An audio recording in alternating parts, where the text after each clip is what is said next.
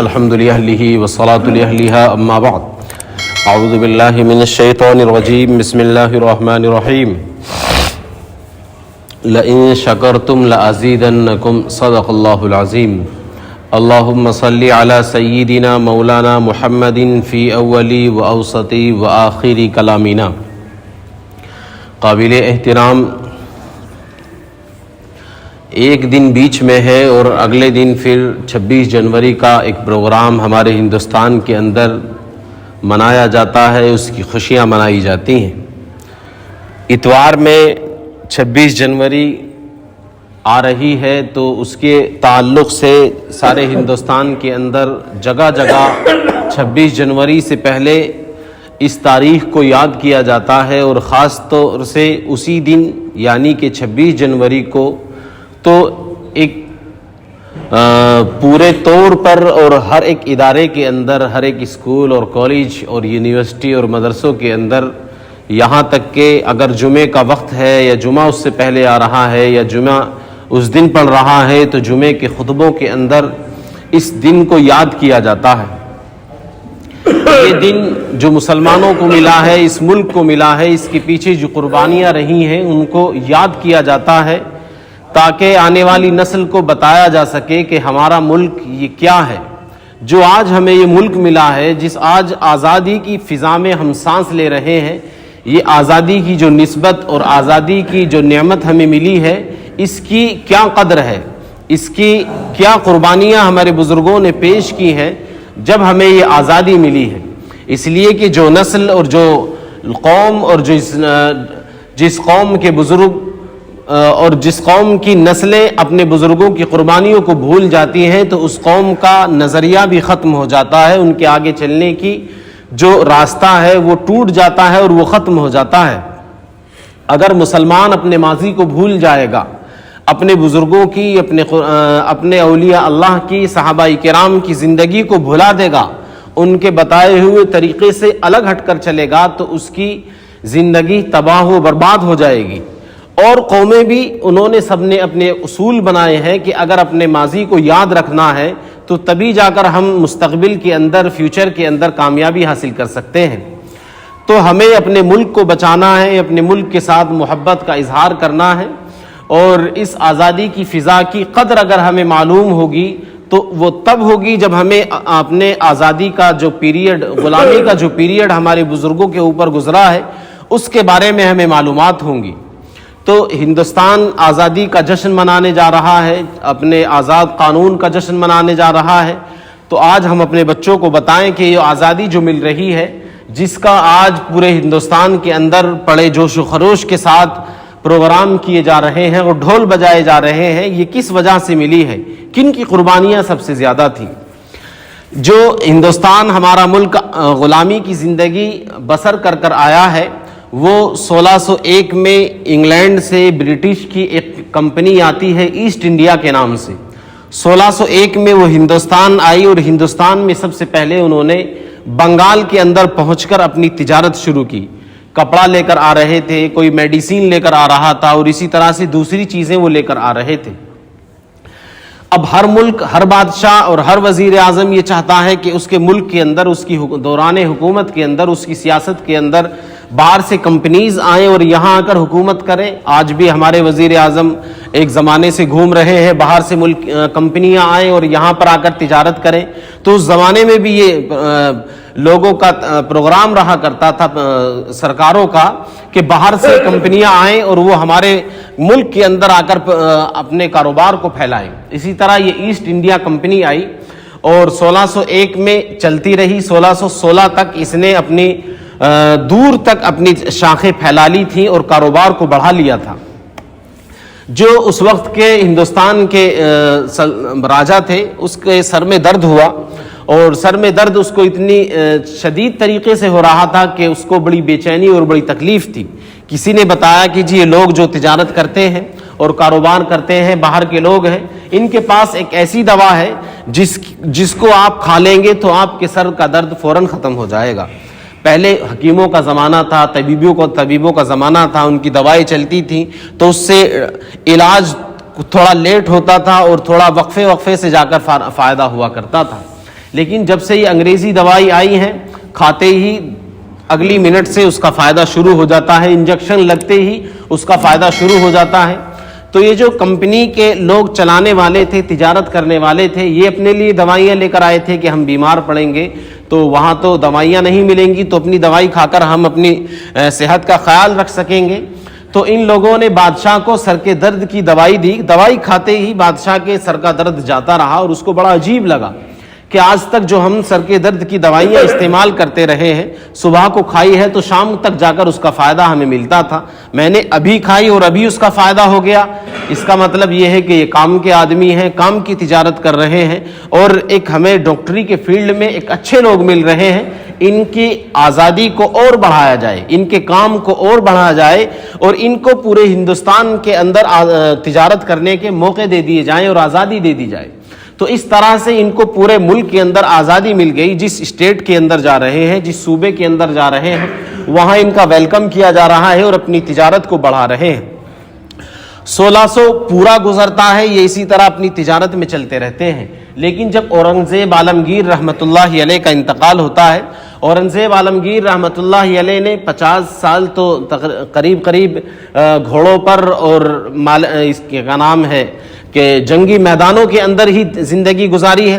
تو 1660 اور 70 کے بیچ میں ان کا انتقال ہوتا ہے. ان کے انتقال کے بعد ہی جو ان کے بعد راجہ مہاراجہ آتے ہیں، ہر ایک کی حکومت فیل ہوتی چلی جاتی ہے. ہر ایک کے انداز سیاست کا جو تھا وہ ایسا تھا کہ کبھی اس کا بھائی اس کا مخالف ہو جاتا اور دوسرے لوگ ان کے مخالف ہو جاتے. تو 1600 ابھی ختم ہونے جا رہا ہے اور ہندوستان کی حکومت کا تختہ ڈاماڈول ہے. اور جو ادھر ادھر اسٹیٹ تھی، جیسے آج کی اسٹیٹ ہے، وہ ساری اسٹیٹ جن کے اسٹیٹوں کے اندر وہاں کے نواب زیادہ طاقتور تھے، انہوں نے اپنی آزادی کا اعلان کر دیا کہ ہم اب سینٹرل کے تحت نہیں رہیں گے بلکہ ہماری اپنی اسٹیٹ ہے، ہم اپنا ملک اور اپنی کرنسی اور اپنا قانون چلائیں گے. تو اسی طرح سے ہندوستان کے ٹکڑے ہوتے چلے گئے اور ہر ایک اسٹیٹ آزاد ہوتی چلی گئی. یہ 1600 ختم ہوتا ہے اور 1700 شروع ہو جاتا ہے. 1700 عیسوی شروع ہوتے ہوتے پھر انگریز کو جب یہ لگنے لگا کہ اب ہندوستان کا حال یہ ہے کہ ہر ایک اپنی آزادی کا اعلان کر رہا ہے اور پوری حکومت جو ایک جگہ جمع تھی اب اس کو چھوٹے چھوٹے خطوں میں اور ٹکڑوں میں اور چھوٹی چھوٹی اسٹیٹ میں وہ بٹتی چلی گئی ہے. اب انہوں نے اپنی کمپنی کو تجارتی اور سیاستی شکل دینی شروع کر دی کہ اب ہم اس کے ذریعے سے تجارت بھی کریں گے اور ہندوستان پر سیاست بھی کریں گے اور سیاست کرنے کے ساتھ ساتھ پھر ہم اس پر راج کریں گے. اب کلکتہ کو انہوں نے دیکھا کہ یہاں پر جو سراج الدولہ ہے یہ مسلمانوں کا مذہبی لیڈر ہے، لیکن یہاں پر بہت زیادہ بغاوت ہے اور ہماری سب سے زیادہ جو تجارت ہے کلکتہ کے اندر پھیلی ہوئی ہے، اس لیے کہ وہ کلکتہ ہی آئے تھے، کلکتہ سب سے پہلا ان کا مقام تھا اور یہیں پر آ کر وہ ٹھہرے تھے. سب سے زیادہ تجارت کلکتہ کے اندر پھیلائی ہوئی تھی. تو اب انہوں نے اپنی ایک فوج اور چھاونی بنا لی اور ایک بڑی تعداد میں ان کے فوجی اکٹھے ہو گئے. ہندوستان ہی کے زیادہ تر لوگ تھے، ان کو اچھی تنخواہ اور سیلری دیتے اور ان کو اپنی فوج کے اندر اور اپنی تجارت اور اپنی کمپنی کے اندر جمع کر لیا کرتے تھے، بھرتی کرا لیا کرتے تھے. تو جب 1757 آیا، 1757 سے پہلے ہی سراج الدولہ کو لگ گیا کہ اب یہ صرف ایک تجارتی ٹیم نہیں بچی، تجارتی قافلہ نہیں بچا، بلکہ یہ ایک لیڈر بن چکے ہیں اور ایک انہوں نے پوری اسٹیٹ کھڑی کر لی ہے. اب ان کے خلاف جہاد اور ان کے خلاف لڑنا ضروری ہے. جب وہ ان کے خلاف لڑنے کے لیے نکلے ہیں تو تیاری میں کافی ٹائم لگ گیا. 1757 آیا تو 1757 میں جنگ ہوئی. سراج الدولہ اور سامنے سے انگریز کی پوری ٹیم اور پورا لشکر، لاؤ لشکر کے ساتھ وہ جمع ہوئے اور نکلے. ایک جنگ جو آپ دیکھتے ہیں کہ کس طرح سے سالوں اس کی تیاری کی جاتی ہے اور کئی دن کے مارکے اور کئی دن کے محاذ قائم کیے جاتے ہیں جب اس جنگ میں لڑا جاتا ہے. تو یہ جنگ بھی اسی طرح لڑی گئی. کچھ لوگ ادھر سے قتل کیے گئے، کچھ لوگ ادھر سے قتل کیے گئے.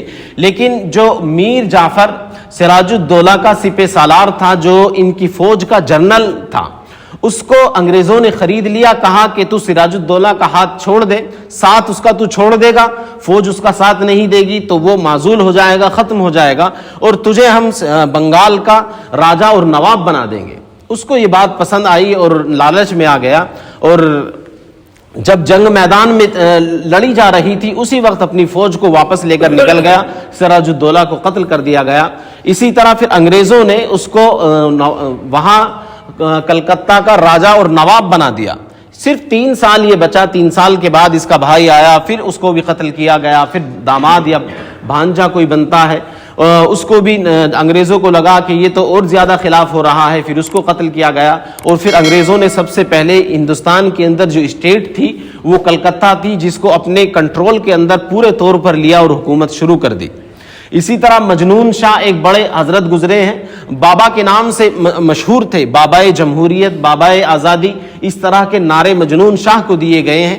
تو حضرت مجنون شاہ نے 1767 کے اندر جنگ کی اور بڑی بہادری کے ساتھ وہ لڑے، 2 جنگیں انہوں نے کی، پہلی جنگ کو فتح ملی، دوسری جنگ میں وہ بھی شہید کر دیے گئے۔ پھر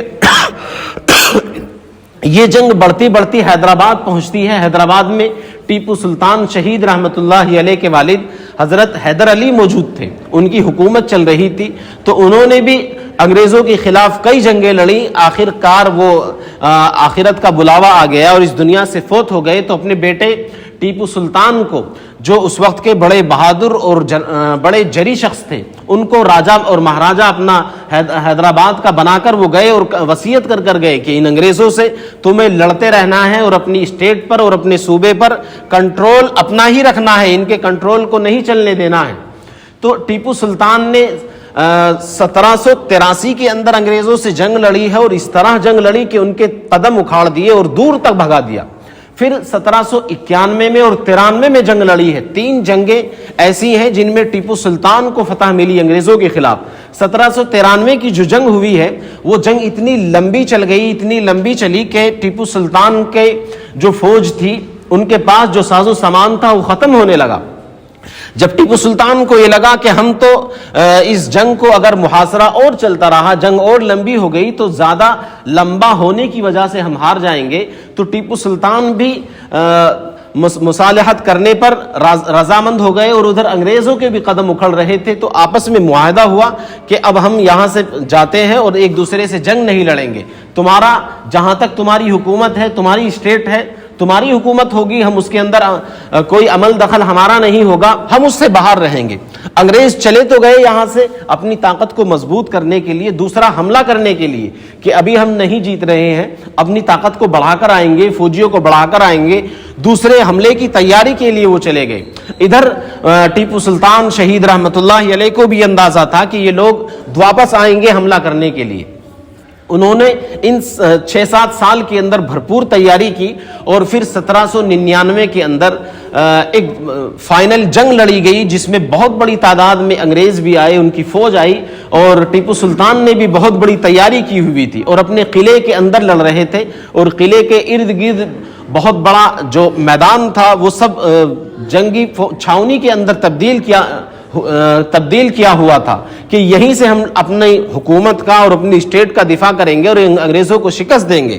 لیکن ٹیپو سلطان شہید رحمۃ اللہ علیہ کے ساتھ بھی وہی ہوا، جو ان کی فوج کا جنرل تھا اس کو لالچ دے کر انگریزوں نے اس کو خرید لیا۔ جس طرح میر جعفر کو انہوں نے لالچ دیا تھا اور حکومت کو ختم کرا دیا تھا سراج الدولہ کی، اسی طرح ان کا جو جرنیل تھا وہ میر صادق تھا، اس کو بھی لالچ دیا اور وہ پوری فوج کو لے کر نکل گیا۔ لیکن بہت سے فوج کے اندر جو ہمدرد تھے اور ٹیپو سلطان کا درد رکھنے والے تھے، ہندوستان کی مٹی سے انہیں محبت تھی کہ ہم تو ٹیپو سلطان کے لیے نہیں لڑ رہے بلکہ ہندوستان کی سرزمین کے لیے لڑ رہے ہیں، اپنی مٹی کے لیے لڑ رہے ہیں، ان لوگوں نے ٹیپو سلطان کا ساتھ دیا اور وہ میر صادق کے ساتھ نہیں گئے بلکہ ٹیپو سلطان کے ساتھ آخر دم تک لڑتے رہے۔ فوج بھی لڑ رہی ہے، ٹیپو سلطان خود لڑ رہے ہیں۔ جن لوگوں نے ان کی تلوار کے بارے میں سنا ہوگا کہ وہ اتنی بھاری تھی کہ 3-4 آدمی تو اس کو اٹھا پاتے تھے۔ ٹیپو سلطان کتنے طاقتور ہوں گے کہ جس لوہے کی تلوار کو 3 سے 4 آدمی اٹھا رہے ہوں، وہ اس تلوار کو اکیلے لے کر لڑتے تھے۔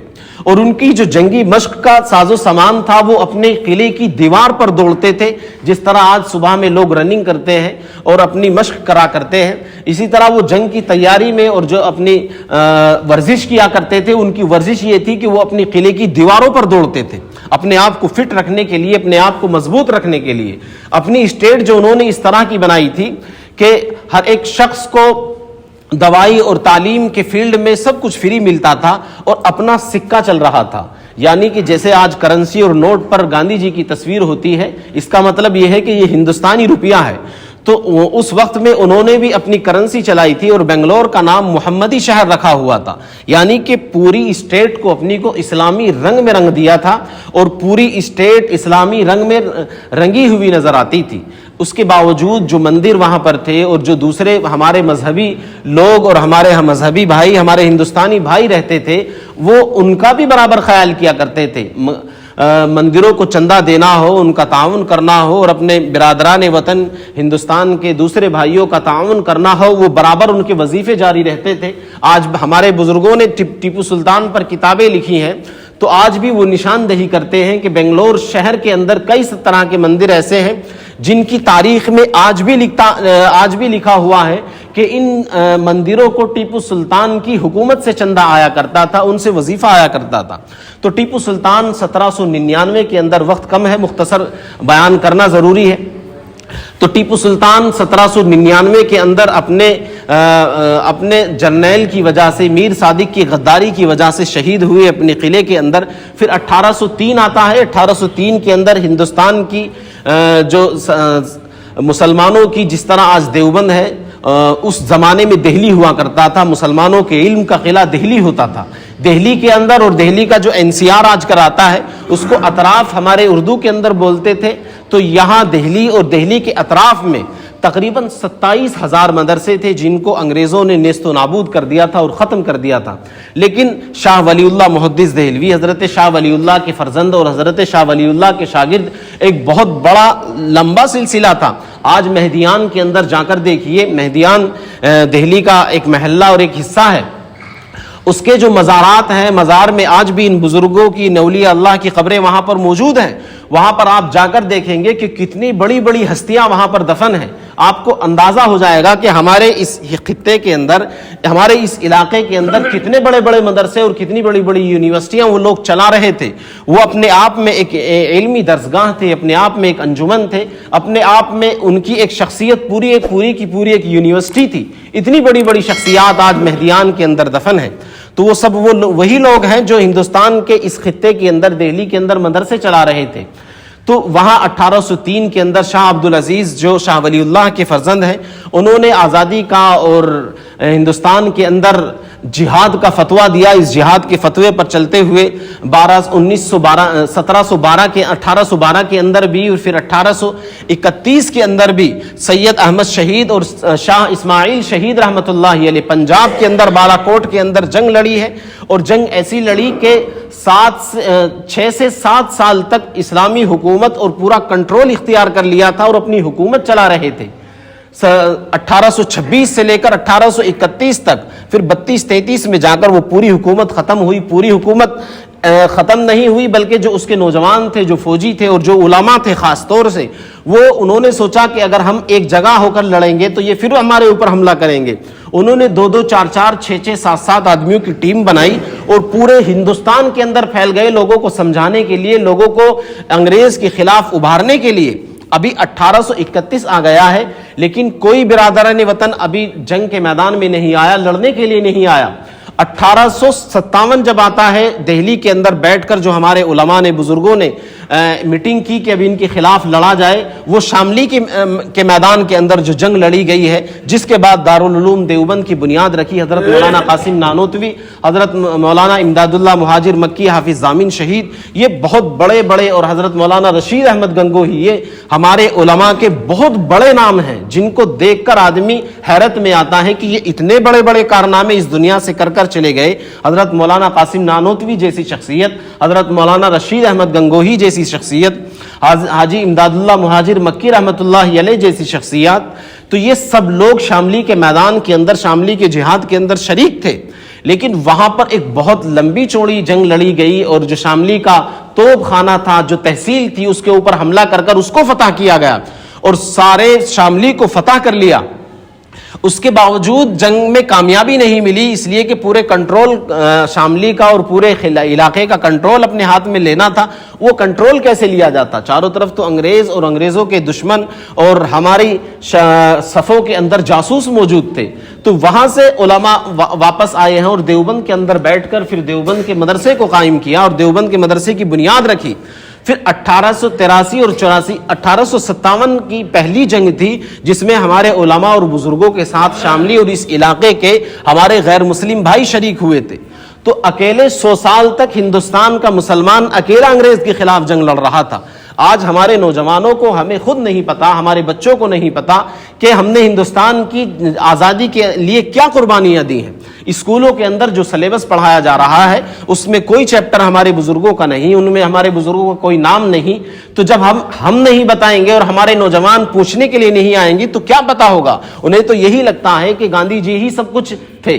گاندھی جی کو ہمارے بزرگوں نے بڑا بنایا اس لیے کہ ہمارے ہندوستان کے اندر جو اکثریت ہے وہ برادران وطن اور ہندو بھائیوں کی تھی، کہ اگر ایک ملا کو، ایک امام صاحب کو، ایک مولوی کو، ایک مدرس کو آگے بڑھا کر ہم نے اسٹیج پر کھڑا کر دیا کہ اس کی بات مانو، جیسا یہ کہتا ہے ایسا کرو، تو ہمارے مسلمان تو اس کے پیچھے آ جائیں گے۔ لیکن ہندو بھائیوں کے اندر جو ایک طبقہ تشدد اختیار کرتا ہے، جس کو آج دوسرے ناموں سے یاد کیا جا رہا ہے، جس کو آج تشدد اور فرقہ وارانہ فساد کرانے والے لوگوں میں ان کا نام شمار کیا جا رہا ہے، آپ کے ذہنوں میں اس کا نام آ چکا ہوگا، مجھے نام لینے کی ضرورت نہیں، حساس مسائل ہوا کرتے ہیں، تو وہ لوگ بھی تھے۔ تو ان لوگوں کی دلجوئی کے لیے کہ یہ لوگ ہمارے بزرگوں کے خلاف، ہمارے بزرگوں کے پیچھے کھڑے نہ ہو سکیں گے، تو گاندھی جی کو باقاعدہ ہمارے بزرگ تو انگلینڈ سے لے کر آئے ہیں، یہ ہندوستان کے اندر بھی نہیں تھے، وہاں سے لے کر آئے، مہاتما کا لقب لکھنؤ کے بڑے جلسے کے اندر دیا کہ یہ مہاتما ہیں۔